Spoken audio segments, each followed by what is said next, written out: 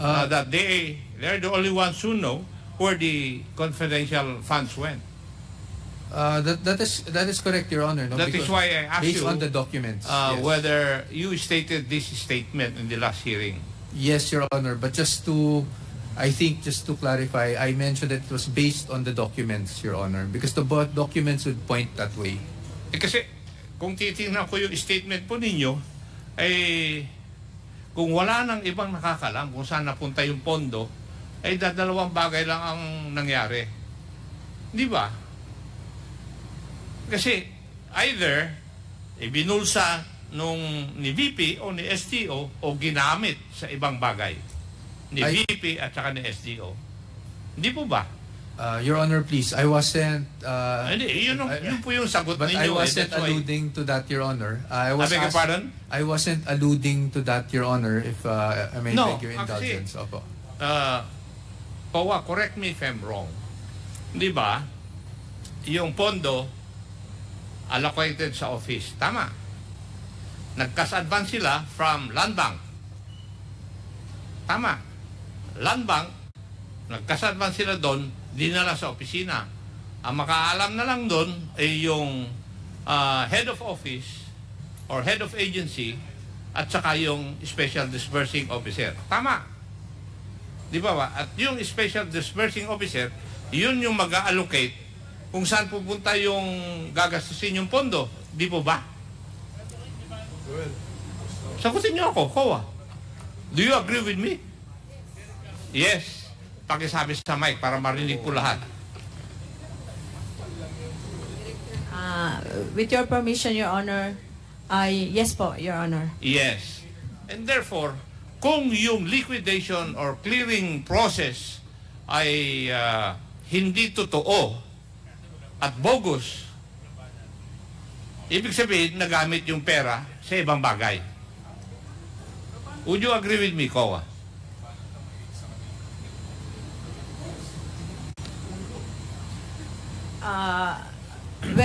Based on your statement, Your Honor, and based on which you said that the liquidation or the documents are bogus, so we presume that the funds, no other evidence presented, were illegally disbursed. Hindi po ba kayo kumbinsido sa mga sagot ninyo at saka sa mga katanungan ng aking mga kasama na yung DEPs or documentary evidence of payments or acknowledgement receipts ay puro may diferensya? Di po ba? And therefore, pag yung liquidation instruments, part of your clearing process or liquidation process ay mali-mali na, ay saan napunta yung pera?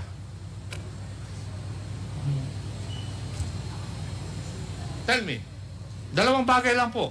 Kasi dami ko na naimbestigan na ganito nung nasa pulis ako saka sa PCINP. Di ba? Either ibinulsa or ginamit sa iba. Either way, mali. Di po ba? Would you agree, Kowa? If the liquidation po is bogus, kasi hindi naman napunta doon sa totoo doon sa clearing instruments na binigay. Di ba? Kung naibulsa, masama, ninakaw mo na di ba? Ngayon, kung ginamit sa iba, technical malversation yun. Would you agree with me, Attorney? That is assuming it was not used as confidential expense. Mali na nga yung clearing instrument sa liquidation process yung mali yung pag-clear at saka pag-liquidate, what is your conclusion? That the funds were not used as confidential. Supposed to be used. As it is supposed to be used. It is supposed to be used. Yes.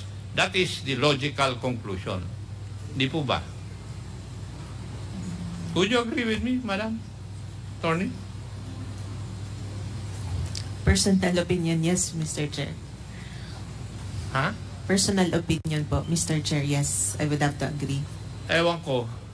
Pero kasi Sa dami na naimbestigahan ko, ganun ang nakikita ko eh. Kayo naman, ang tagal nyo na sa COA, hindi nyo pa rin nakikita yon.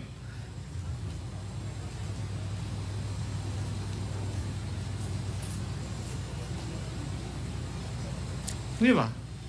Kasi if your liquidation or clearing process is wrong, hindi definitely yung kung saan pinuntahan yung pera, hindi po dun sa tama.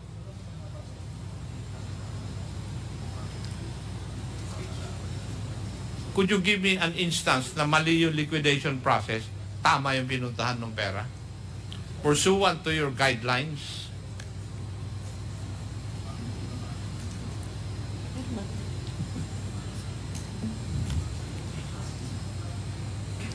Yun nga po, Mr. Chair, personal opinion,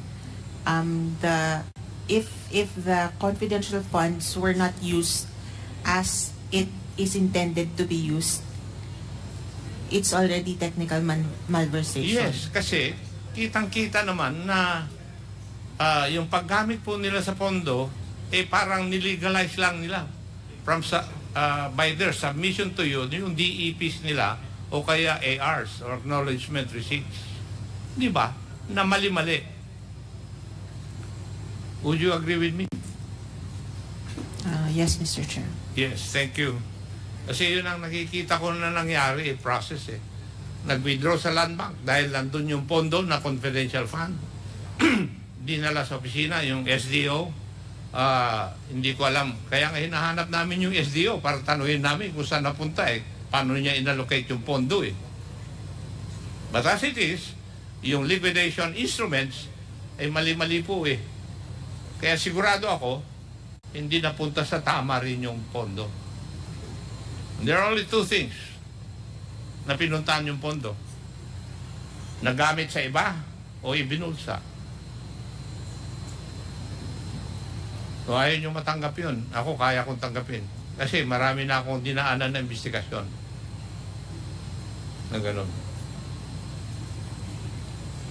Natameme kayo? Ha? Di ba? Could you please tell us? Kasi marami nangyayari ganito Which I think you know.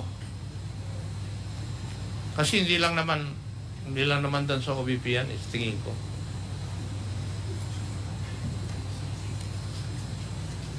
Okay? So,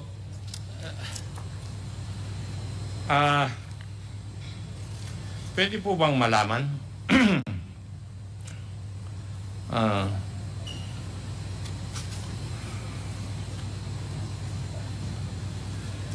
yun pong mga certification na ginamit po yung security group ni Vice President, tinanggap din po ninyo?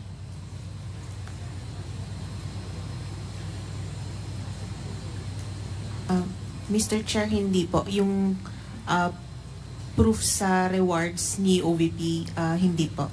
Okay. Kaya po na-disallow yung payment of rewards. Sa DepEd? Sa DepEd po kasi, parang na-deem namin na independent party yung nagbigay ng certification. So, pakilapit lang yung...